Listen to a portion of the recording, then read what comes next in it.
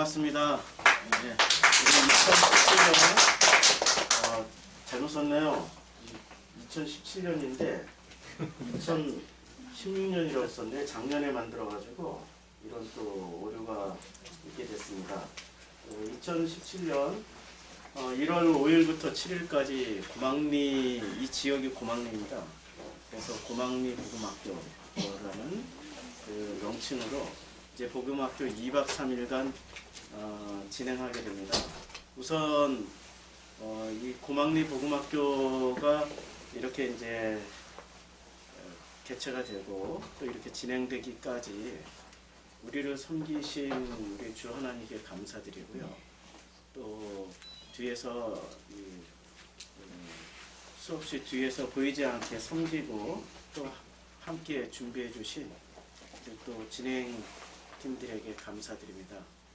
특별히 여기가 그 결혼한 지 채 1년이 되지 않은 몇 개월 됐나요? 75일 된 신혼부부 집입니다. 신혼부부가 이렇게 복음학교 소식을 듣고 먼저 이 집을 장소로 제공을 해주셨습니다. 그러면 왜 프로슈크마이 교회에서는 왜 안 하냐 하고 싶은데요. 우리 프로슈크마이 교회는 삼각교회입니다. 저녁 10시면 문을 닫아요. 그리고 아침 9시에 문을 엽니다. 그래서 우리는 할래 할 수가 없어요. 아니면 출퇴근해야 되는데 복음학교라는 게 사실은 와서 강의만 듣고 가는 자리는 아니잖아요. 함께 먹고 마시고 잠자고 하는 그 가운데 그 나눔이라는 게 굉장히 중요하잖아요. 그 나눔이 있기 때문에 이 복음학교라는 자리가 참으로 이 복된 거죠. 자, 그리고 또 깜짝 놀랐어요. 우린 특별히 광고를 안 했어요. 그냥 제가 그 전에 요한계시록 할 때는 광고를 조금 했습니다. 광고를 조금 개인적으로 몇몇 사람들 알리고 했는데 이번에는 전혀 그런 광고를 안 했어요. 그냥 우리 밴드에 올렸고, 그리고 제가 유튜브 설교에서 설교 업로드 할 때 멘트 한 거밖에 없는데요. 뭐 30명이 넘게 이렇게 또 신청해 주셨고 또 참가해 주신 것 보고 깜짝 놀랐습니다. 여러 가지 생각이 교차하더라고요. 아, 이렇게 복음에 갈급해 하시는 분들이 많이 있구나. 마치 그 아하방 시대에, 그 엘리야 시대에 하나님께서 그 바알에게 절하지 않은 7,000명의 사람을 두셨다라는 것을 이번 복음학교를 통하여서 체험하고 있습니다. 여러분들이 바로 바알에게 절하지 않으신 7,000명의 성도님들이십니다. 이 복음학교를 통하여서 더욱더 그 복음이 우리들 안에서 삶이 되어지고 그 삶이 우리 복음으로 우리의 삶이 더욱더 행복해지는 그런 시간이 되기를 기대하는 게 이번 복음학교의 목적입니다. 이 복음학교의 가장 큰 주제는 성경 통으로 읽기입니다. 여기 주제가 보이시죠? 주제 성경 통으로 읽기 이렇게 되어 있는데요. 성경을 통으로 읽는다라는 게 뭘까요? 뭐 성경의 맥을 잡아라, 뭐 성경의 맥을 뚫어라, 뭐 성경을 관통하라, 이런 셈이랑 무지하게 많이 있었습니다. 뭐 한간에는 십몇 년 전에는 성경이 읽어지네라는 대히트작도 있었죠. 전 기독교인들을 아주 강타하신 대히트작, 성경이 읽어지네. 성경을 통으로 읽는 하나의 훈련이었잖아요. 요한선교에서 성경을 읽으면서 또 훈련도 받아봤고요.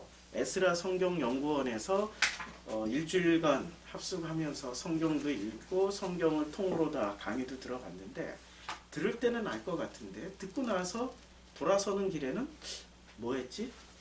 늘 우리는 그런 그 궁금증과 의문, 우리는 퀘스천 마크를 늘 던졌어요. 도대체 뭐지? 분명히 예수 그리스도가 주제이고 예수 그리스도가 성경이 말하는 전부라는 건 알고 있는데 그걸 열심히 들었는데, 그 듣고 들을 때는 참 좋았는데 듣고 나서 일주일 지나고 한 달 지나고 1년 지나갔더니 도루묵이 되었더라. 뭐 이런 그 경험들 다들 있으시잖아요. 도대체 무엇이 잘된 거고 무엇이 잘못됐을까라는 질문들을 많이 던져보죠. 그래서 우리 크게는 성경을 통으로 읽기. 이번에는 그러한 잘못을 좀 되풀이하지 말자.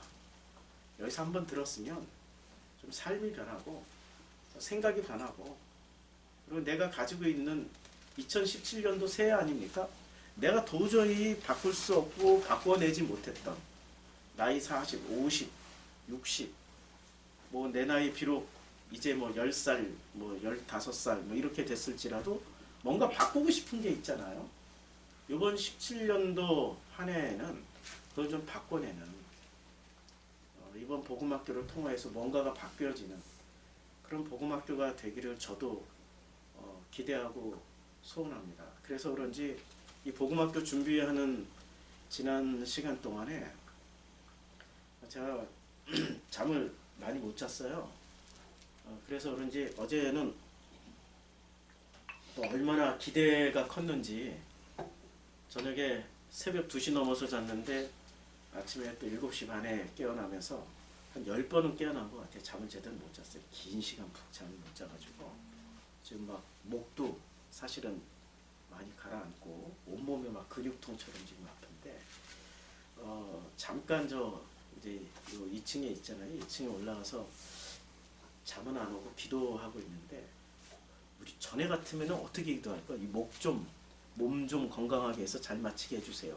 라고 그렇게 저도 그렇게 기도를 했었어요. 오늘 기도가 바뀌었어요. 주님이 하실 텐데 뭐 주님이 다 섬기실 텐데 목 좀 잠겨서 목소리 안 나면 어때? 뭐 꼭 굳이 강의 안 하면 또 어때? 몸 좀 아파서 나는 내내 누워있고 그냥 여기 계신 분들이 하나님의 그 은혜로 말미암아서 직접 서로 말씀을 나누는 가운데 그런 은혜를 받으면 어때? 그런 편안한 마음을 주시더라고요. 제가 보통 설교라든지 강의를 하면 이 시간만 되면은 벌써 목소리가 올라가 있어야 돼요. 안 올라가잖아요 지금. 굉장히 제 목소리 상태나 몸 컨디션이 안 좋다는 얘기인데 그게 문제가 안 되더라고요. 정말 중요한 거는 하나님의 관점이 뭐냐는 거죠. 내 관점이 아니라. 이번 고막리 복음학교를 통해서 내 관점을 관철시키는 훈련을 받는 것이 아니라 하나님의 뜻이 우리들에게 이루어지는 그러한 시간들이 되기를 기대를 합니다. 그래서 최소한 고막리 복음학교 끝나고 나갈 때는 이제 내가 가지고 있는 생각이나 내가 가지고 있는 어떤 습관들이 이렇게 좀 바꾸어지기를 한번 기대를 해봅니다. 바꾸어지기를. 그래서 이 고막리 복음학교의 진행은 이렇게 됩니다. 사실 총 6번째 강의입니다. 이게 그 6강을 하는데요. 총 6번째 강의가 이 성경을 전체를 읽어낸다라는 게 이게 쉬운 일이 아니더라고요. 굉장히 분량이 많더라고요. 제가 지난 거의 보름 동안을 자료를 다 모으고 또 각종 자료를 검토하면서 시간을 보냈는데요. 제가 준비한 시간만 벌써 보름입니다. 보름 동안을 준비한 것을 2시간씩 6번, 총 12시간을 강의를 한다. 이게 가능한 일일까? 라고 생각을 해보는데 그건 제가 할 일이 아닌다는 결론을 내렸습니다. 주님이 하십니다. 할 수 있는 데까지는 저는 최선을 다할 겁니다. 그런데 진도를 빼는 게 중요한 게 아니라 얼마나 이 시간 동안에 하나님과 여러분 사이에 그 커뮤니케이션이 이루어지는지 그게 훨씬 더 중요하죠. 주님과 나 사이에 막힌 게 뚫어지고 그리고 그 주님과 나 사이에 대화가 이루어지고 그 대화를 통하여서 서로가 서로에게 설득이 되어지는 겁니다. 주님이 나만 설득하는 게 아니라 나도 주님 설득할 수 있는 거죠. 그게 아버지와 아들과의 관계 아닙니까? 서로가 서로를 설득하다 보면 이해가 되어지고 설득 과정에서 이해가 되어지다 보니까 믿어지게 되는 거죠. 신뢰하게 되는 거죠. 하나님이 나를 신뢰하는 건 사실이잖아요. 근데 문제는 내가 하나님을 신뢰하지 못한단 말이에요. 왜? 만남이 없으니까. 왜? 대화가 없었으니까. 왜? 설득이 서로 안 되니까. 내 것이 그분에게, 그분이 나에게 그 뜻이 서로 이루어져야 되는데 그게 서로 이렇게 맞질 않으니까, 만나질 않으니까 이게 안 되는 거죠. 그래서 이러한 것을 어떻게 해서 이제 풀어나갈까? 이제까지는 제가 성경 본문을 중심으로 해서 강의도 했고 설교를 많이 했는데요. 이번에는 그 밖에 있는 자료들, 온 지구상의 편만한 자료들을 다 모아봤습니다. 그래서 제일 먼저 우리가 봐야 될 게 역사. 도대체 이 역사 안에서, 이 세계사 안에서, 한국사 안에서 하나님은 어떻게 역사하셨을까? 이것이 성경에 나와 있나? 그럼 성경에 나와 있지 않으면 어떻게 이것을 해석해야 되지? 라는 문제. 그래서 역사를 먼저 봐야 될 것 같고요. 두 번째는 우리에게 남아있는 것은 신화로 남아있는 부분들이 굉장히 많이 있습니다. 성경에 신화로 남아있는 부분들이 많이 있죠. 신학자들이 이야기를 먼저 했더라고요. 신화라고 분류한 대표적인 부분이 창세기 1장부터 11장. 욥기 같은 경우 거의 뭐 신화와 같은 구조로 되어 있죠. 이런 부분에 대해서는 우리가 어떻게 볼 것이냐. 그리고 제가 지난 1년 동안 여행을 하면서 지구 곳곳에 남아있는 이 신화들을 공부를 좀 했죠. 직접 발로 밟으면서. 그쪽 신화와 성경에 나와 있는 성경의 스토리하고 얼마나 공통분모를 가지며 또 얼마나 다르게 쓰여졌을까. 그러면 이 모든 그 출발점은 어디인가. 우리 이런 거 한번 살펴봐야죠. 자, 질문 하나 던질게요. 복음은 굉장히 특별한 거죠. 맞죠? 복음은 굉장히 특별한 거예요. 그런데 누구에게 특별한 거죠? 나에게 특별한 거죠. 나에게 복음이 왔을 때는 굉장히 특별한 겁니다. 그런데 그 복음이 나에게는 매우 특별하지만 온 인류에게 또 특별해야 되는 거죠. 그렇죠. 근데 온 인류에게 특별해지려면은 가장 먼저 복음이 획득해야 될 게 있습니다. 갖춰야 될 조건이 있어요. 어떤 조건이죠? 보편 타당해야 된다는 거예요. 보편 타당해야 인류가 받아들일 수 있는 거 아닙니까? 이게 너무나도 엉뚱하고 너무나도 이해할 수 없고 받아들이기도 힘든 그런 내용이다. 그러면은 복음을 누가 받아들이겠습니까? 그렇죠?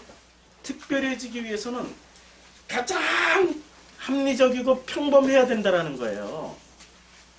그래서 가장 합리적이고 평범하고 가장 보편적인 게 내게 왔을 때는 이게 굉장히 특별한 사건이 되어버려야 되는 거죠. 그렇죠? 그런데 우리는 이 보편 타당하다라는 것을 빼고 이제까지 하나님은 어떻게 생각했죠? 특별한 분으로만 생각했던 겁니다.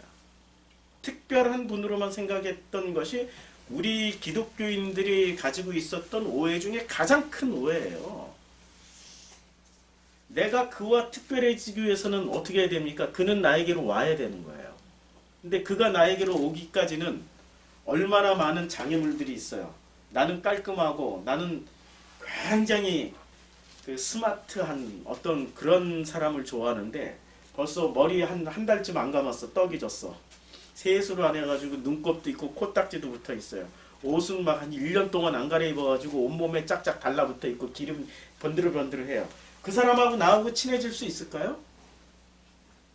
친해질 수가 없죠.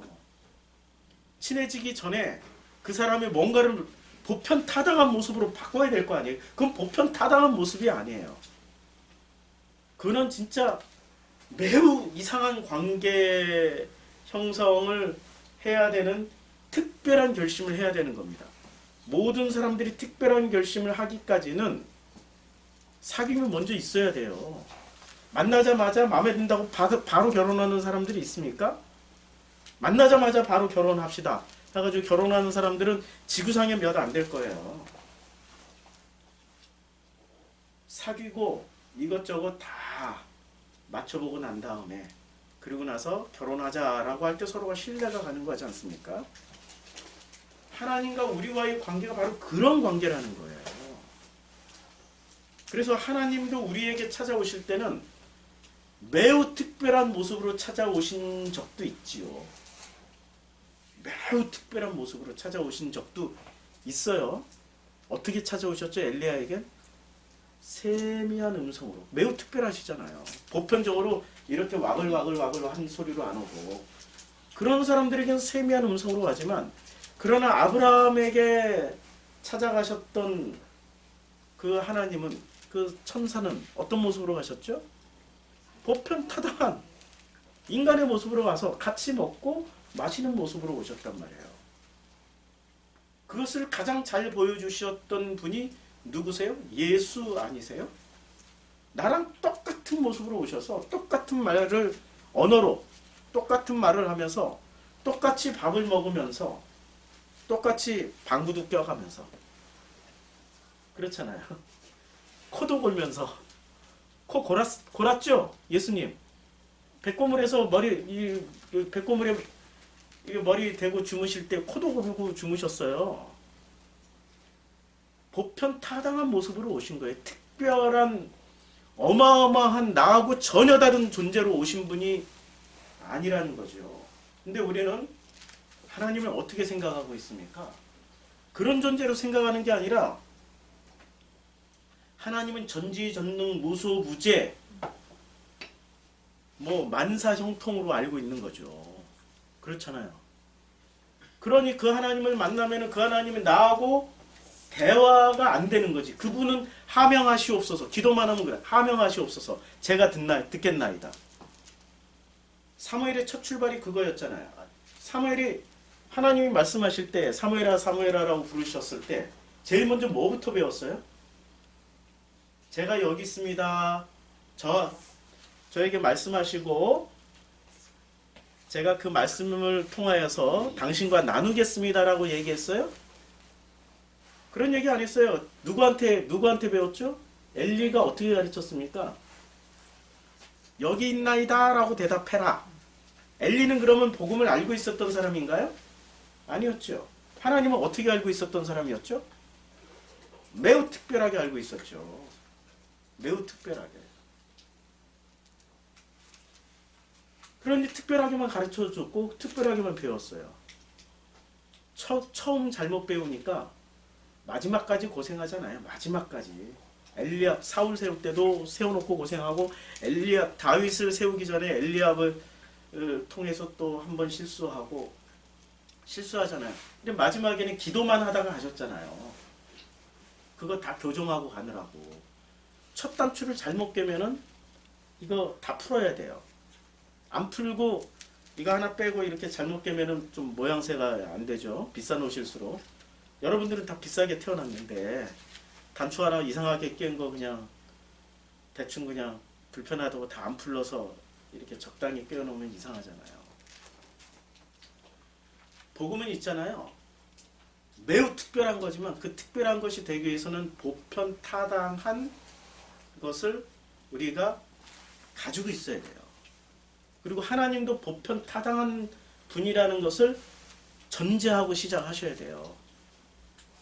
그렇지 않고서는 그 하나님을 만나더라도 하나님은 하나님이요 나는 뭐가 되죠? 인간이야. 이렇게 돼버리는 거죠.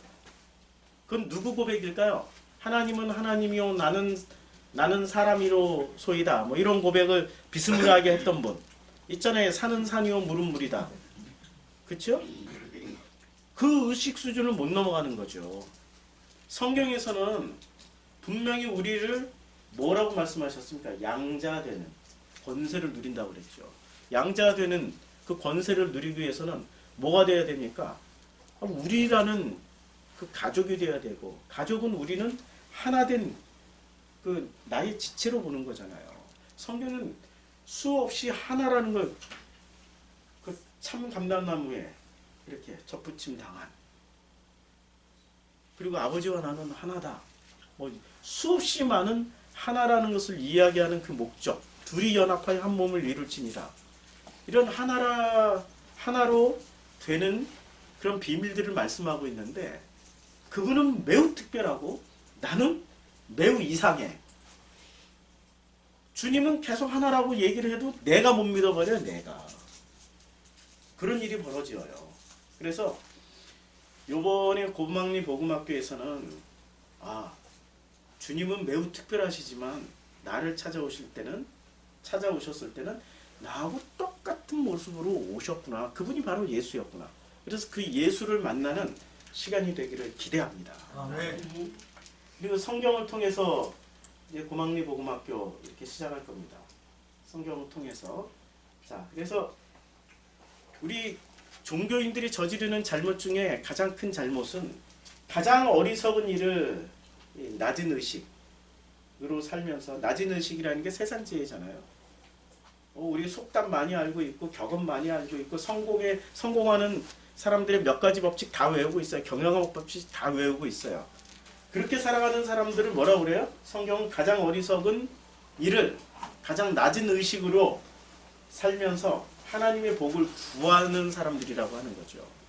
근데 실제로 경영학 서적 많이 읽어가지고 돈 버는 방법 다 공부했어. 그리고 돈을 벌어. 그러면 하나님이 해주신 거예요? 내가 하고 있는 거예요? 아니, 엄밀하게 따져보자고요. 내가 공부 다 해서 내가 하고 있는 거지. 하나님이 개입할 때가 어디 있어요? 우리의 미련하고 약할 때 하나님이 개입하시는 거죠. 그래서 우리 자녀들을 보면은 우리 자녀들 중에 좀 뭔가 이렇게 부족한 자녀들이 좀 좋아요. 너무 말 잘 듣고 네 아버님 말씀하시옵소서, 네 어머님 하명하시옵소서, 뭐 이러면 겁이 나. 이제 걔 만날 때마다 겁이 나. 내가 혹시라도 실수하면 제가 저 정성필 목사는 어머니 왜 저러십니까? 뭐 이러고 또 가서 집에 가서 얘기할 거 아니야. 겁이 나. 우리의 허점이 있을 때 하나님이 그 허점을 가지고 대화를 하시는 거 아니에요. 그게 하나님의 섬기심이죠. 그래서 인생을 살아가는 가운데 우리의 허점이 드러나는 자리가 한순간이라도 없었다. 이런 분이 있으면은 제가 그 앞에서 큰절 한번 해드릴게요. 전 인류사에 단 한순간이라도 허점 없이 살아간 사람은 한 명도 없어요. 한 명도 없어요. 있잖아요. 주님은, 예수님은 허점 없이 살으셨잖아요. 바리새인들이 보기에는 전부 허점투성이었어요. 사두개인, 제사장, 헤롯 당원이 보기에는 몽땅 다 허점투성이었어요. 그런데 누구의 관점으로 보니까 허점이 하나도 없어요? 아버지의 관점으로 보니까 허점이 하나도 없는 거예요. 우리는 허점투성이에요. 그런데 누구의 관점으로 바꾸어지기만 하면 되는 거예요? 아버지의 관점으로 바꿔지기만 하면 되는 거예요. 이번 고막리 복음학교가 아버지의 관점으로 바꾸어지는 그런 터닝 포인트가 되기를 기대합니다. 그래서 이 어리석은 일을 낮은 의식으로 살면서 하나님의 복을 구하지 말고 진짜 복을 받으려면은 높은 의식을 가져야 되는데 그 높은 의식이 뭐죠? 복음을 아는 거예요. 복음을 체험하면서 사는 거예요. 체험하면서 사는 겁니다. 제가 결론부터 말씀드릴게요. 복음은 성경 공부 많이 해서 하는 겁니까? 아니면 성경 그냥 삶을 통해서 깨닫게 되는 겁니까? 이거 큰일 날 말씀들 하시네. 삶을 통해서 깨닫는다. 이거 이단 사냥꾼들이 들으면 큰일 나는 얘기인데. 복음은 있잖아요. 우리의 삶을 통하여서 우리 안에 계시는 예수 그리스도를 체험하면서 검증하면서 확인하면서 가는 길이에요. 근데 체험하며 검증하며 확인하는 그 도구가 뭐죠? 그게 성경이에요. 성경을 통해서 우리가 확인받고 가는 길이죠. 그렇죠? 그 영주주의자와 복음의 결정적인 차이점이 있어요. 영주주의는 뭐라고 얘기하죠? 성경 알기만 하면 돼. 복음 진리를 알고 진리를 아는 순간 아들이 됐고, 아들이 되는 순간 구원 받았어. 하나님과 하나가 됐고 너희가 하나님이야, 이렇게 얘기하는 게 영주주의예요. 근데 복음은 어떻게 얘기하죠? 우리의 삶 속에서 하나님이 어떻게 나라는 존재를 통하여서 나를 섬기시며 그 섬기심이 나를 통하여서 나와 내 이웃에게 나타나고 있는지를 성경을 통해서 확인받자. 이게 복음입니다. 다르죠? 다르죠? 몰라도 돼요. 솔직히 몰라도 돼요. 몰라도 돼. 성경 다 알고 구원받는다면은 옛날 시골 권사님들 어떻게 구원받을 수 있었을까요? 우리 200년 전에 카톨릭이 처음 들어왔을 때 그런 일이 벌어진 거예요. 박해가 엄청 심했어요.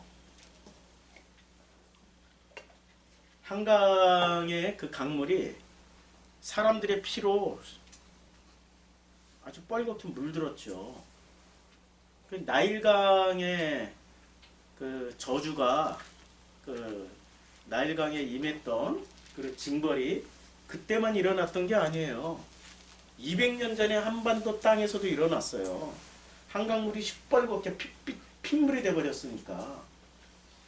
박해를 피해서 산속으로 들어갔던 그 사람들, 성경이라도 한 권 가지고 들어갈 수 있었을까요? 성경 가지고 들어가면 어떻게 돼요? 적발돼서 그것이 증거물이 돼서 또 죽임당하니까 성경이 뭐고 다 내려놓고 뭐만 들고 갔을까요? 묵주 하나만 들고 갔어요. 가톨릭이 묵주 돌리면서 기도하잖아요. 묵주는 불교에도 있으니까. 묵주를 들고 갔죠. 그 사람들이 성경을 얼마나 공부를 했을까요? 우리처럼 불가능했던 일이죠. 그분들은 그냥 그 산속에서 아버지가 자녀들 데리고 들어갔고, 자녀들은 교회를 다닌 적이 있어요. 뭐 어느 목사님 만나서 신부님 만나서 성경을 배운 적이 있어요. 성경을 본 적이 있나요? 전혀 없었는데도 놀랍게도 복음은 이렇게 다음 세대까지 전해지더라는 거죠. 신기한 일 아닙니까? 카타콤 시절에 성경이 있었을까요? 질문 한번 드릴게요. 카타콤 시절에 성경이 있었을까요? 있었겠죠. 파피루스도 이집트 시대부터 있었고 양피지도 있었고 얼마나 귀할까요? 무지하게 귀하죠. 무지하게 귀하죠. 그 카타콤에서 그것을 마음 놓고 읽으면서 공부했던 시간이 얼마나 됐을까요? 별로 없겠죠. 그럼 그들은 어떻게 그 복음을 지켜낼 수 있었을까요? 삶으로 그냥 살아낸 거예요. 복음은 있잖아요. 삶으로 살아내는 겁니다. 삶으로 살아가는 거예요. 때리면 맞고 아프면 쓰러지고 힘들면 아프다고 하는 거고 아프면 살려달라고 하는 거예요. 그게 복음이에요. 그런데 종교인들은 어떻게 가르쳤냐면, 어떻게 배웠냐면 아파도 안 돼, 힘들어도 안 돼, 망해도 안 돼, 잘못돼도 안 돼. 하나님의 영광을 가리기 때문에 그럴 때는 그냥 금식을 하더라도 머리에 기름칠 착 하고 예쁘게 해가지고 펴도 안 내. 근데 다 펴내잖아. 금식 며칠 했다고 다 얘기하고 다니잖아. 그러면서도 또 자기는 기름 바르고 그걸 이중인격적 위선자라고 그러죠. 회칠한 무덤이라고 그러죠. 그게 우리들의 지난 모습이었다라는 거죠. 그래서 이 성경을 이제는 좀 이제까지 우리가 성경을 보는데 요번에 가장 큰 주제, 아직과 이미라는 주제. 아직과 이미 영어로 쓰면은 아주 유명하죠. 이 수많은 신학자들이 already 이렇게 쓰나요? 제가 잃어버렸어요. already. 예. 어떻게 써요? 예? R-A-D-Y 이런가요? 잃어버렸어요 갑자기. 예수는 확실하게 쓸 수 있겠다. 이미 아직. 이게 성경의 가장 큰 어떤 키워드 중에 하나입니다. 예, 알았어요.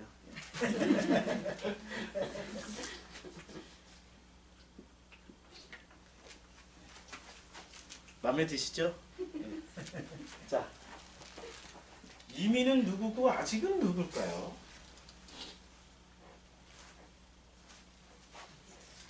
그렇죠. 한번 생각을 해보세요. 제가 답을 안 드릴게요. 끝날 때쯤에 여러분들 스스로가 원래 네가 이미가 누구시고 아직이 누구신지, 이미가 선악이고 아직이 뭐 생명인지 뭔지를 한번 충분히 생각해 보시라고요. 이 안에, 이 키워드 안에 다 들어가 있어요. 사실은 다 들어가 있어요. 이거는 제 얘기가 아니고 유명한 신학자들이 낸 결론입니다. 자, 그래서 요한복음 19장 30절에 이렇게 말씀하고 있습니다. 예수께서 신포도주를 받으신 후에 이르시되 다 이루었다 하시고 머리를 숙이니 영혼이 떠나가. 뭘 이루셨어요? 다 이루셨다라고 그랬죠. 언제 다 이루어져요?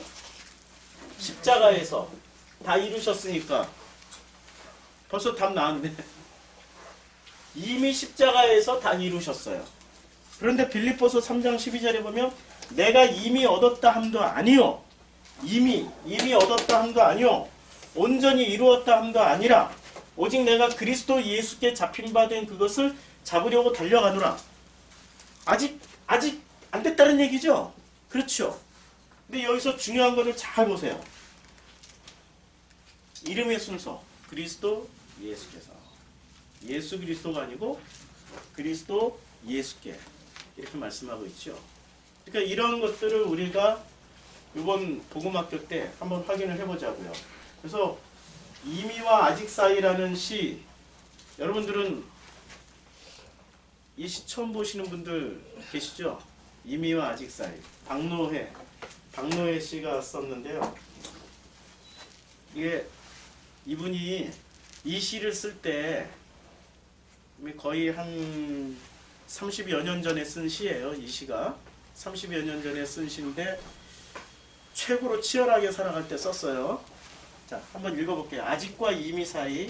아직에 절망할 때 이미를 보아. 아직에 절망할 때 이미를 보아. 문제 속에 들어있는 답안처럼 겨울 속에 들어찬 햇봄처럼 겨울 안에 이미 봄은 은퇴되고 있잖아요. 햇봄처럼 현실 속에 이미 와 있는 미래를 아직 오지 않는 좋은 세상에서 절망할 때 우리 속에 이미 와 있는 좋은 삶들을 보아 아직 피지 않은 꽃을 보기 위해선 먼저 허리 굽혀 흙과 뿌리를 보살피듯 우리 곁에 이미를 품고 길러야 해 라고 이렇게 이야기를 했던 거죠. 좀 시가 어렵나요? 아니죠. 우리가 좌절하고 넘어지고 실망하고 아프고 괴롭고 힘들 때 우리는 무엇을 생각해? 이미 이루어졌지만 아직, 그러나 그 아직은 이미 우리가 추운 겨울 속에 이미 봄이 잉태되고 있는 거잖아요. 그 희망을 보자라는 얘기죠. 뛰어난 시인이죠. 그래서 이것을 이제 이미와 아직, 이것을 우리가 보기 위해서 성경을 이제 봐야 되는 거죠. 성경의 구조 1 이렇게 어제 새벽 2시까지 이런 표를 하나 좀 만들어야 될 것 같아가지고 만들어 봤어요. 만들어 봤는데 성경은 신약과 구약으로 이렇게 크게 두 부분으로 이루어졌죠.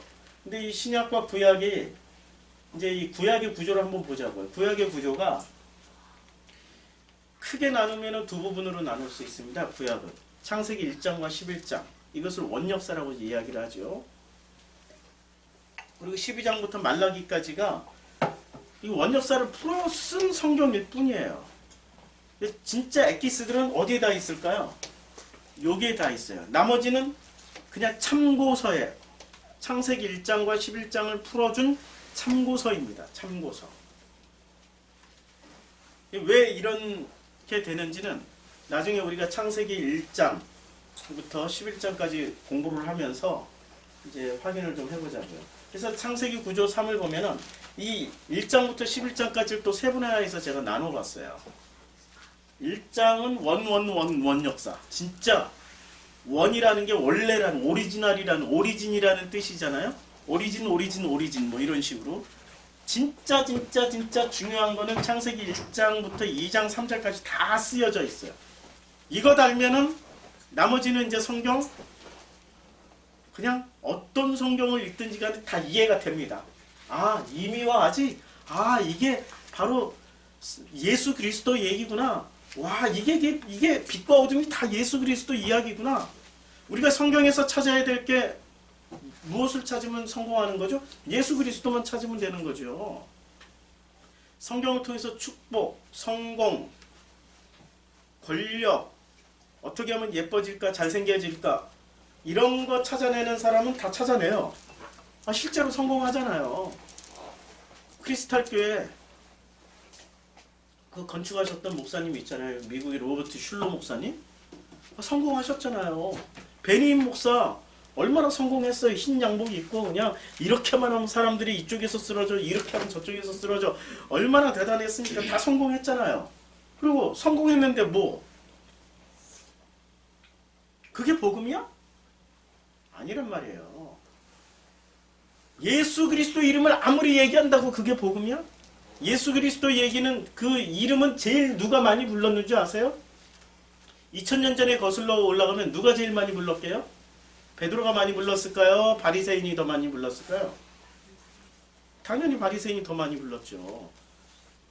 바리새인들이 예수 그리스도를 어떻게 해서 잡아 죽일까 맨날 회의를 했으니까 예수를 잡아 죽일 논의를 매일 모여서 했잖아요. 이 이름은 제일 많이 불렀죠.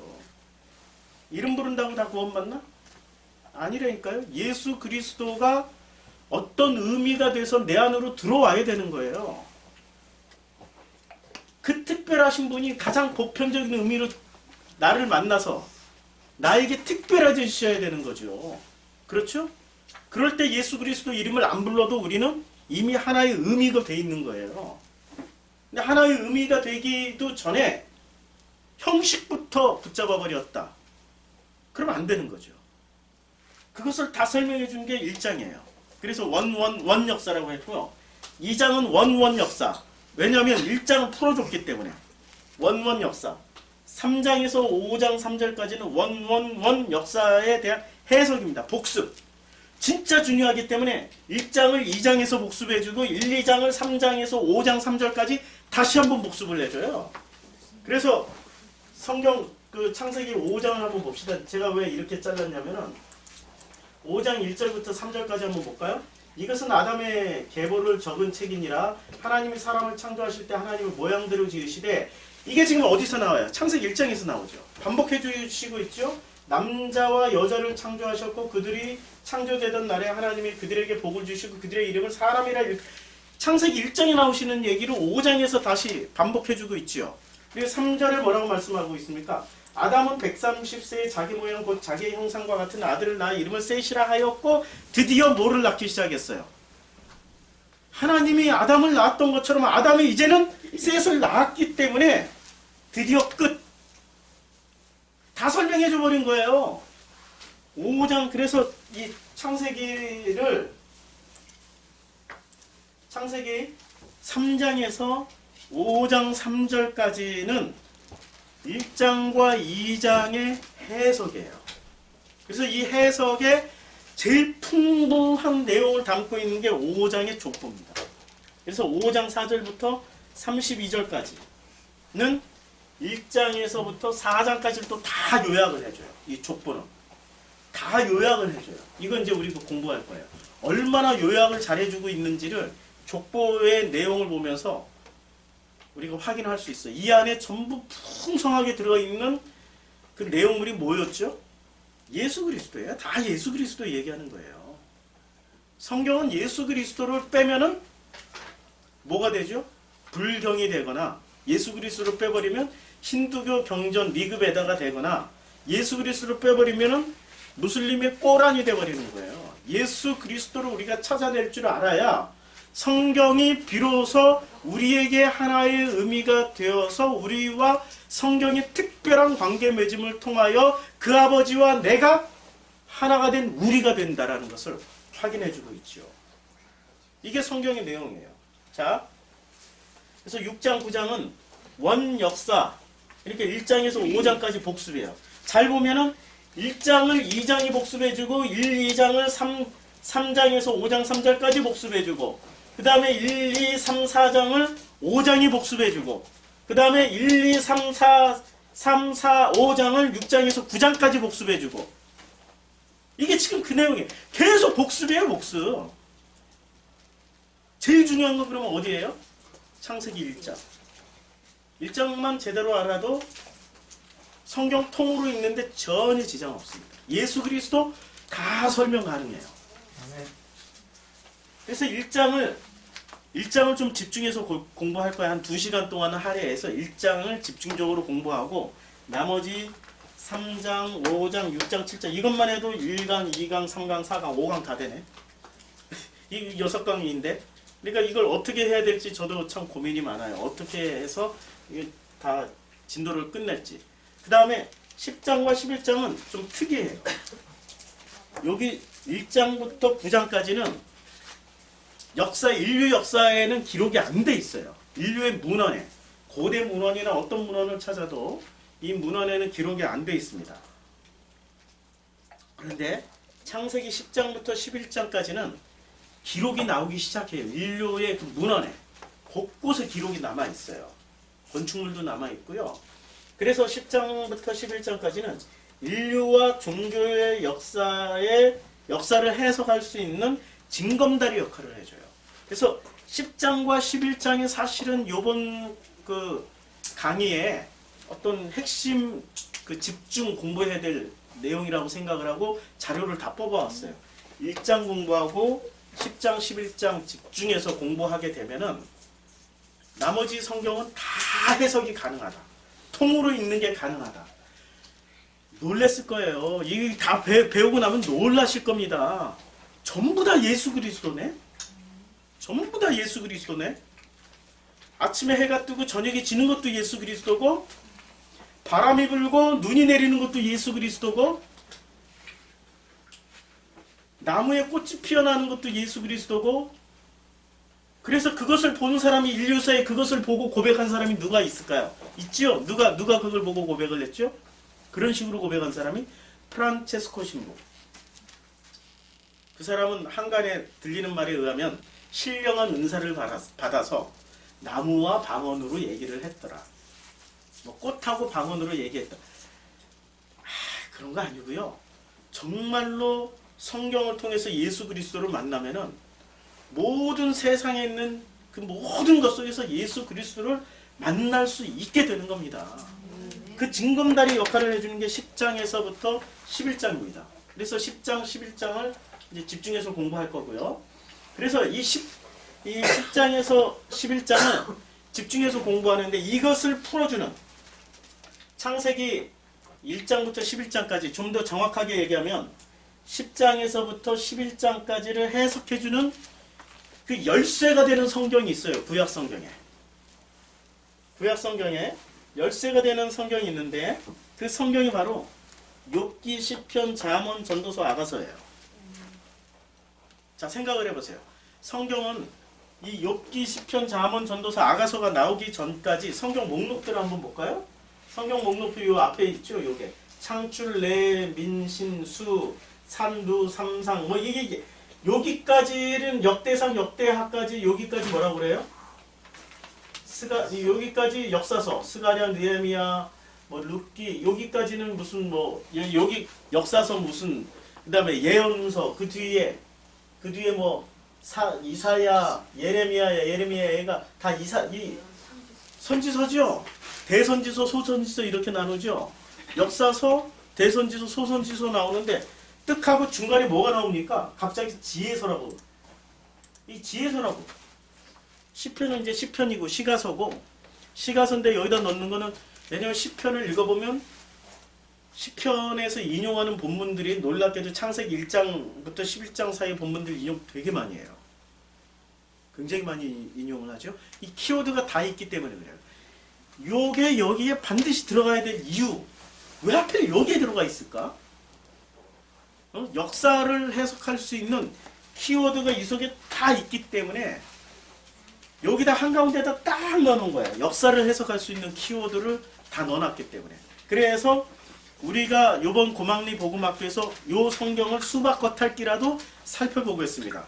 그리고 전도서는 이번 1월 9일부터 전도서 특강으로 특별하게 뽑아서 할 겁니다. 왜 전도서를 알아야만 하는지.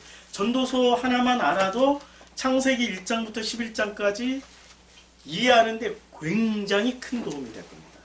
굉장히 큰 도움이 돼요. 자, 욥기가 왜 그 창세기 1장부터 11장까지를 해석할 수 있는 키워드를 제공하냐? 첫째, 욥이 몇 살을 살았어요? 200살 넘게 살았죠. 아브라함이 몇 살까지 살았어요? 거의 200살까지는 못 살았어도 그 175세인가요? 예, 꽤 오래 살았죠. 그러니까 사는 수명을 놓고 보면 거의 동시대 사람이에요.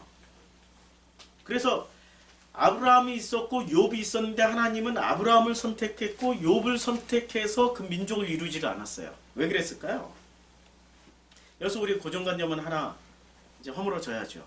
성경에서 특별하게 선택받은 분들은 위대한 분들이 선택받은 게 아니에요. 위대한 분들은 하나님이 선택하지 주인공으로 쓰지 않으세요. 위대한 분들은 인간이 보기에 위대한 거지 하나님 보시기에 똑같다니까요. 너는 드디어 나와 하나가 됐구나 하고 역사에서 빼버리세요. 특별 기록에서 빼버리세요. 그게 바나바가 사라진 이유예요. 바울이 주인공을 해야 되는 이유야. 바나바는 이름 자체가 화해자잖아요. 중보자잖아. 가는 데마다 뭐가 피어나요? 평화가 피어나. 화평이 피어나고 아름다움이 피어나. 근데 바울은 가는 데마다 뭐가 피어나요? 싸움이 피어나. 분쟁이 피어나고 박해가 피어나고 똑같은 복음을 전하고 있는데 바울은 분쟁과 싸움이 일어나는데 바나바는 시원하게 화평이 일어나. 왜 그럴까요? 무슨 차이점이 있었을까요? 복음을 있잖아요. 바나바는 복음을 살아냈던 사람이에요. 죽을 줄 알았어. 이미 죽었어. 때리면 맞고 욕은 안 해. 제가 좀 바나바과일까요? 바울과일까요? 에? 바울과죠? 바울과. 아니 다른 분들에게는 바나바과인데 유독 딱 한 사람에게만 제가 바울과입니다. 한 사람만 죽이면 돼. 그러면 내 인생이 편해질 거라고 생각을 하는지 어쩌는지 잘 모르겠지만 제가 제 착각이겠죠. 저도 바나바가 되고 싶어요. 근데 바나바가 되려면은 많이 죽어야 되는 거죠. 이제 나중에 나눔 시간에 서로 나누시겠지만 여기 앉아 계신 분 중에 야 이렇게까지 주님이 죽도록 펴시는 분은 처음이에요. 저 처음 봤어. 내가 인생 살면서 죽도록 펴는 분은 처음이야. 근데 그렇게 맞으면서도 얼굴에 그런 표시 하나도 없어요. 너무 평안하셔. 감사해. 같이 있으면 막 에너지가 업이 돼요. 이야 참 예, 놀랍죠? 저도 배우고 싶어요. 저도 어떻게 그렇게 가능할까요? 어떻게 그렇게 가능한지 나중에 나눔 시간에 한번 나눠보세요. 많이 맞다 보면 깨닫게 돼요. 많이 맞는다라는 게 내 관점이죠.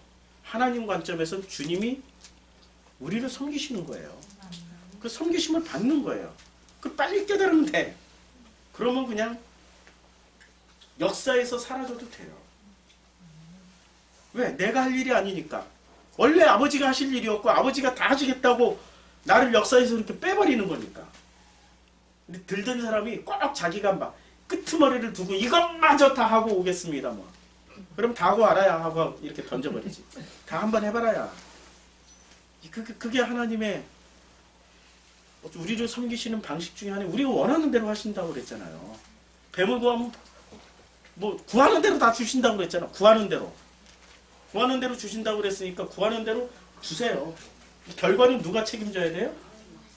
그렇죠. 그게 무서운 거예요. 결과는. 자, 두 번째 욥기를 왜 우리가 반드시 욥이 이 창세기 1장부터 11장, 특별히 10장과 11장을 해석하는 키워드를 주냐면은 종교의 대표 네 친구가 나와요. 엘리바스, 빌다, 소발, 엘리후. 자, 창세기 11장을 한번 볼까요? 11장에 어떤 사건이 있냐면은 자, 11장 6절에 여호와께서 이르시되 이 무리가 한 족속이요 언어도 하나이므로. 자, 무리가 한 족속이라는 것은 우리는 이제까지 어떻게 읽었어요? 아, 종족이 하나구나. 백인종, 황인종, 흑인종 뭐 하나였구나. 이게 아니고 무리가 하나라는 것은 안 싸운다는 얘기예요. 우린 전 세계에서 제일 안전한 나라 1위 국가 어떤 나라요? 대한민국. 언제 이렇게 안전한 나라로 소문나기 시작했죠? 2002년 월드컵 때문에. 전 국민이 5천만인데 3천만이 길거리로 쏟아져 나왔어요. 빈집이 3천만 명이 쏟아져 나온 그 빈집이 있는데 도둑 하나도 없었어. 강도도 없었어. 그 3천만 명이 쏟아져 나왔는데 소매치기가 없었어. 그때는 월드컵 4강 올 때 다 강도도 도둑도 소매치기도 다 빨간 옷 입고 나와가지고 대한민국 이러고 있었어. 끝나고 났더니 지들도 청소하고 가. 전 세계에서 유일하게 이런 일이 가능한 나라는 대한민국밖에 없어요. 단일 민족이니까. 여기서 중국만 딱 한국만 벗어나서 중국만 가도 불가능합니다. 왜? 거기는 복합민족이니까. 다민족 사회예요. 민족이 서로 다르다라는 건 말도 다르지 습관도 다르지. 나는 이거 그냥 꼭 이건 네 거고 이건 내 거고 이거 지켜주는 게 내 습관이지만 저 동네의 습관은 이건 네 거야? 그럼 내 거네 훌라랑 가져갈 수도 있어요. 아니 흑인 제가 아프리카에서 사역했단 말이에요. 아프리카 애들이 이렇게 직접 눈에서 보는데도 훔쳐가요. 아, 눈에 보고 있는데 내가 이거 쓰고 있는데 이렇게 쓱 집어가. 쓰고 있으면은 살짝 이렇게 이거 집중하면 옆에서 이거 들고 가버려요. 붙잡아. 왜 가져가냐고. 도둑질 하지 말라고. 아니 나는 띠프. 나 도둑 아니야. 아니, 그럼 왜 가져가 그럼. 자리 이동하는 거야. 네 거였지? 그럼 하나님이 나한테도 주신 것이기도 해. 뭐 이상한 얘기를 막 늘어놔요. 전혀 그런 거 없어요. 도덕윤리의식이 우리하고 완전히 달라요. 완전히. 그래서 아프리카에서 제가 중요한 건 다 잃어버렸죠. 휴대폰 다 강도 맞고 도둑 맞고. 근데 욕을 할 수가 없어. 욕을. 문화와 풍습이 다르기 때문에. 이게 한 족속이라 이 무리가 한 족속이라는 것은 단일한 도덕, 윤리, 공동체 의식을 가졌다는 얘기예요. 이렇게 되기 위해서는 단일한 도덕, 윤리, 종교, 이데올로기를 가지려면 뭐가 하나로 통일돼야 돼요? 종교가 하나로 통일돼야 되는 거죠. 종교가. 근데 이게 종교가 하나로 통일이 됐었단 말이에요. 이때까지는 하나님이 두 분이에요? 세 분이에요? 뭐 우상이 있었나 이때까지? 창세기 11장 6절까지는 우상이 존재했었을까요? 존재했었을까요? 아니, 한번 대답을 들어봅시다. 우리 저희 최전도사님, 예, 최주영 성도님, 이때까지는 다른 신이 존재했었나요? 아니요. 그렇죠. 예, 역시 모범생이네. 한 분 하나님밖에 없었어요. 예. 하나님 이름 하나밖에 없었어요. 이때까지는. 흩어지고 나면서부터 뭐가 바뀌냐? 자, 한 족속의 언어도 하나, 언어가 하나라는 것은 단일 언어군, 단일. 하나님이란 이름으로 하나님 하나님 이름 하나면 다 통일됐어요. 다 통일됐어. 만약에 하나님을 갓이다, G.O.D 있잖아요. G.O.D, 갓. 이렇게 얘기하면 알아들을까요? 사람들이? 못 알아듣죠. 하나님이야 알아듣는 거죠. 한 분 하나님밖에 없, 이름은 딱 하나밖에 없었으니까. 여기에 주목을 하자고요. 여기에. 언어도 하나이므로 이같이 시자가 있은 이후로는 그 하고자 하는 일들을 막을 수가 없으리로라. 종교가 단일화가 되니까 사람이 하나님을 이용해 먹는데 선수가 되는 거예요. 이들이 하고자 하는 일은 뭐든지 하나님 이름으로 다 해버려. 그리고 하나님께 영광 뭐 이러고 박수치고 막 지들끼리 다 해. 그렇게 해서 최고의 건축물 바벨탑을 쌓아 올리는 거죠. 근데 주님이 어떻게 합니까? 7절에 자 우리가 내려가서 거기서 그들의 언어로 혼잡하게 하여 그들이 서로 알아듣지 못하게 하자 하시고, 언어를 흐트러 버렸다라는 건 하나님 이름이 이제 바뀌었다라는 거죠. 하나님에서 가세에서 무아리에서 샹따이에서 전 세계 이름, 전 지구적인 이름 다 바뀌었어. 이름이 다 바뀌었어. 어느 지역에 갔더니 하나님 이름이 막 3억 개가 돼. 그런 지역이 있잖아요. 일본이나 저 인도 가면 하나님 이름이 무지무지 다양해지잖아요. 그 이름이 다양해지는 만큼 분화가 되기 시작하는 거죠. 요때에 자 일하다 보니까 어떤 일이 벌어집니까? 데라라는 인물이 떡 하고 등장을 하죠. 근데 이 데라라는 인물은 우상숭배를 하던 사람입니다. 우상숭배를 하던 이 사람이 드디어 결론이 이제 11장의 결론이 우상 숭배자가 딱 나타난 거예요. 11장의 우상 숭배자가 딱 나타났는데 그 우상 숭배자들이 나타나기 직전까지 인류의 종교사를 한 방에 다 총정리해 준 성경이 욥기입니다. 욥기예요. 그래서 엘리바스, 빌닷, 소발, 엘리후의 내용을 자세히 읽어보면 인류의 모든 종교가 그 안에 다 들어가 있어요. 공부해야죠. 이걸 알고 창세기 11장을 읽게 되면 훨씬 더 풍부하게 읽을 수 있게 되겠죠. 그리고 하나님이 욥기에서는 하나님이 직접 등장해서 장시간을 설명하십니다. 아주 그냥 굉장히 많은 분량을 이렇게 설명하신 장면이 어디 있어요? 모세한테도 이렇게 설명하신 적이 있나요? 없죠. 40일 동안 시내산에 불러서 말씀을 하셨는데 시내산에서 불러서 말씀을 하셨는데 40일 동안 뭘 말씀하셨는지 자세히 안 나와요. 근데 자세히 어디서 나와요? 욥기에서 나와요. 욥기에서. 그래서 하나님이 직접 말씀하신 그 내용을 우리가 하나하나 일일이 따져서 알아야 되는 거예요. 얼마나 재밌겠어요. 저거 하나님이 직접 말씀하신 건데 얼마나 재밌어요. 자, 하나님이 직접 말씀하신 장면이 신약에서는 어디서 나와요? 신약에서는 복음서에 나오잖아요. 하나님이 직접 오셔서 다 말씀하셨잖아요. 그게 복음서잖아요. 그럼 욥기에서 하나님이 직접 말씀하신 건 복음서 아니야? 왜 우리는 이런 식으로 생각을 한 번도 해본 적이 없죠? 우리 생각이 떨어져 있어서 그래요. 하나가 아니어서. 분리가 돼 있어서. 자, 전도서는 큰 주제가 지금 여기서 제가 이렇게 말씀드리고 있는 거는 그 주석서에 있는 뭐 신학책에 있는 것들 다 종합해서 말씀드리는 겁니다. 낮은 의식, 세상 지혜에 대해 높은 의식. 그러니까 낮은 의식, 이 세상 지혜에 대해 높은 의식, 하나님의 지혜를 설명해 준 게 전도서예요. 그래서 전도서의 핵심 키워드는 11장 9절입니다. 청년이여, 이걸 번역에 따라서는 어린이여 이렇게도 번역할 수 있어요. 어린이여, 잘 들어도 우리 어린이들, 내 어린 때를 즐거워해. 너 어린 시절 즐거워해. 그리고 내 어린 시절의 날들을 마음에 기뻐해서 마음에 원하는 대로 마음껏 살아. 성경은 이렇게 얘기하고 있다니까. 마음껏 살아. 군것질하고 싶으면 마음껏 군것질하고, 공부하기 싫으면 공부 안 해도 되고, 학원 가기 싫으면 학원 안 가도 되고, 게임하고 싶으면 맨날 게임하고. 성경에 이렇게 약속해 있다니까. 보장돼 있어. 들었지? 이제 오늘부터 엄마한테 그렇게 마음껏 얘기해도 돼. 막 여기서 점프하고 싶으면 마음껏 점프해. 그런데 다리 부러지는 거는 네 책임이야 라고 뒤에 써있어. 마음이 원하는 일들과 내 눈에 보이는 대로 행하라. 그러나 하나님 이 모든 일로 말미암아 너를 심판하실 줄 알아. 아니 이걸 도대체 어떻게 이해를 하는 거예요 도대체. 마음껏 하라 해놓고 심판한다. 이게 바로 이미와 아직을 모르면 절대 이해할 수 없는 내용입니다. 이게 이미와 아직을 이해를 해야만이 이해를 할 수 있는 구절이에요. 그러니까 마음껏 하려면 전제 조건이 있어. 예수 그리스도를 알아야 돼. 그럼 마음껏 살 수 있어. 그래서 주님이 뭐라고 말씀하셨어? 진리를 알지니 진리가 너희를 자유케 하리라고. 자유케 하리라고. 예수 그리스도를 알게 되면 자유케 돼. 마음껏 살아도 돼.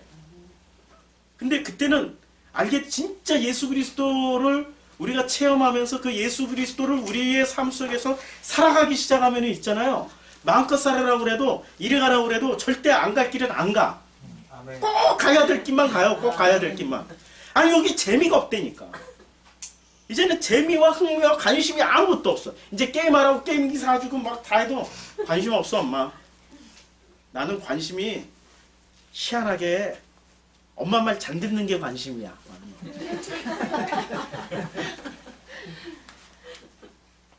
그렇게 바뀌어요. 얼마나 좋아요. 그래서 하나가 되는 거죠. 엄마가 위로받은 엄마가 더 잘해줘. 위로 막 그 기분이 좋아진 엄마가 필요한 거 뭐 없니? 뭐 없니? 그래서 성적표 꼴찌 받아와도 괜찮아.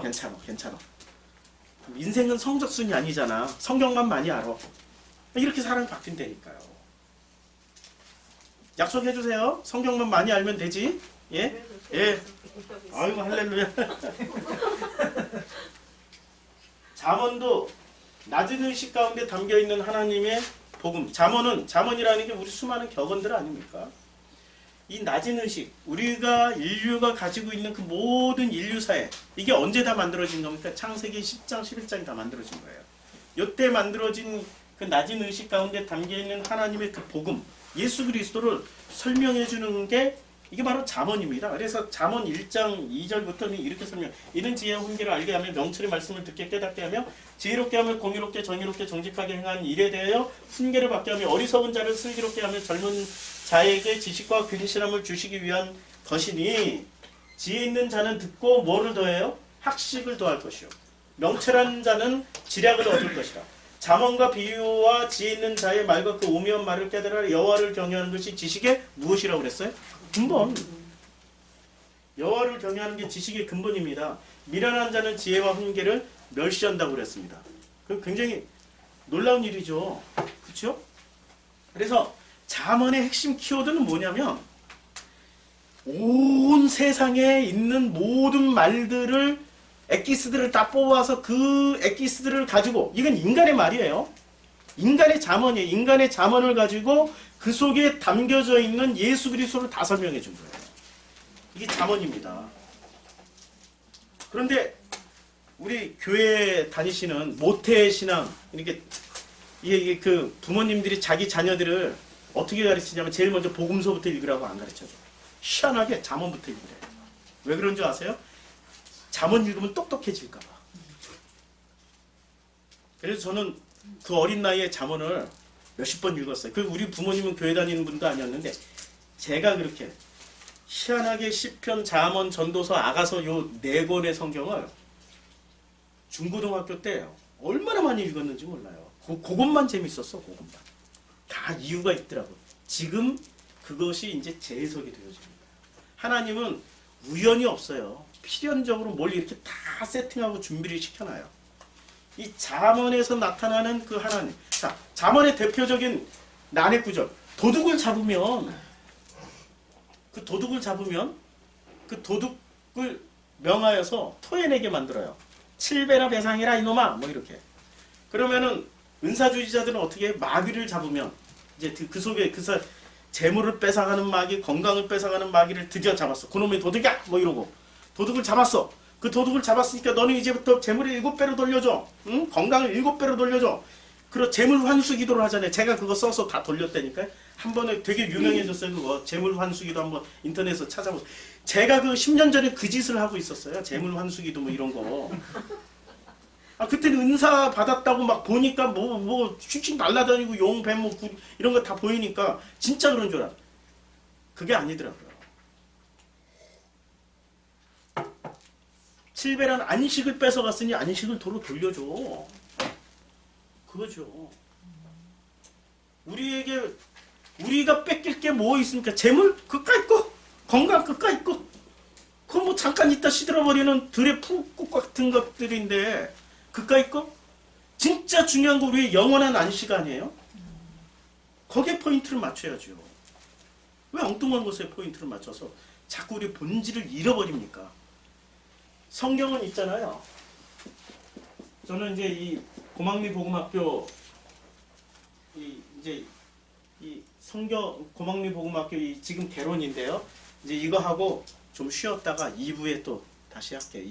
1시간 하고 쉬고 그렇게 하기로 했으니까 쉬는 시간 동안에 우리 전도사님이 총 지휘하셔서 뭐 밖에도 신선한 공기도 좀 쐬시고 뭐 이렇게 하는 시간 좀 갖고요. 성경 여기까지만 얘기하고 성경을 공부하는 목적이 있을 거 아닙니까? 공부하는 목적. 이 목적을 더 지식을 더 하려고 오셨다면은 그냥 짐 싸가지고 가셔도 돼요. 지식에 지식을 더하면 더할수록 뭘 하게 되죠? 남을 판단하게 돼요. 비판하게 되고 정죄하게 되죠. 근데 주님이 뭘 하지 말라고 그랬어요? 비판하지 마. 너희가 비판하는 대로 너는 그대로 판단받을 거야. 성경을 제대로 배운 건가요? 성경을 공부하는 목적이 제대로 된 건가요? 판단하고 비판하고. 뭐가 쌓이는 거예요? 지식과 지식이 쌓이는데 무슨 지식이 쌓이는 겁니까? 이걸 선악 지식이 쌓인다라는 거죠. 선악 지식만 쌓여. 그래서 누구 설교 들을 때 아이고 그게 본문이 그게 아니에요. 아이고 히브리어 헬라어 그게 아니라니까. 원문에 달라요. 누가 해석해 주기를 그 본문은 그렇게 해석하면 안 된다고 어떤 신학자가 얘기했다니까. 막 속에서 열불나. 특히 김성수 목사님 설교를 들은 분들은 다른 분은 설교 못 들어. 들으면 막 부하가 치밀어. 그게 아니라고 막 그냥. 뭐를 더 싼 거예요 지금 그분들은? 지식이 지식만은 더 싼 거예요. 그걸 성경은 정확하게 뭐라고 얘기하냐면 선악 지식. 그러면 성경을 공부하면 공부할수록 이런 길이 있어요. 좀 다른 길이 있어요. 성경을 공부하면 공부할수록 뭐가 되냐면은 은혜와 은혜만 쌓여요. 은혜와 은혜만 쌓여가지고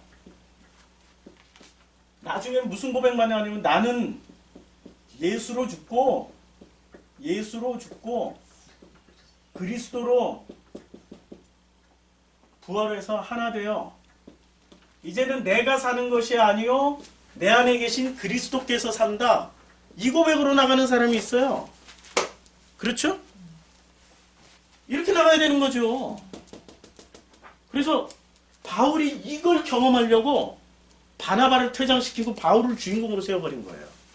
나중에 바울이 이거 고백하잖아요. 바울이 갈수록 고백이 이걸로 싸움질을 안 해 이제는. 대표적인 장면이 어디서 나타나요? 예루살렘 가지 말라고 이렇게 묶인다고. 허리띠 풀러서 또 이렇게 포승줄 묶인다고.